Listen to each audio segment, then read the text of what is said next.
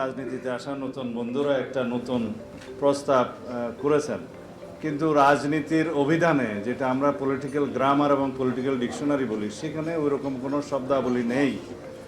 যেমন একই সাথে গণপরিষদ এবং জাতীয় সংসদ নির্বাচন হতে পারে যদি জাতীয় ঐক্যমত সৃষ্টি হয়, এরকম একটা কথা রয়টার্সকে বলা হয়েছে। কিন্তু যদি আমরা জাতীয় সংসদ চিন্তা করি, জাতীয় সংসদ হচ্ছে মাদার, আর গণপরিষদ হচ্ছে শুধুমাত্র নতুন রাষ্ট্রে একটি সংবিধান প্রণয়নের জন্য একটি ফোরাম। তো সেই ক্ষেত্রে যেখানে জাতীয় সংসদের এখতিয়ারই হচ্ছে A to Z সংবিধান সংশোধন করার এখতিয়ার, তো সেখানে আমরা সংবিধানের ব্যাপক সংশোধনী এনে সেটাকে নতুন সংবিধান বলতে পারি। এটাকে যদি আপনারা মন চায় কেউ সেকেন্ড রিপাবলিক বলতে পারেন, আমাদের তো অসুবিধা নাই। তো সেই জন্য আমরা মনে করি বিভিন্ন রকমের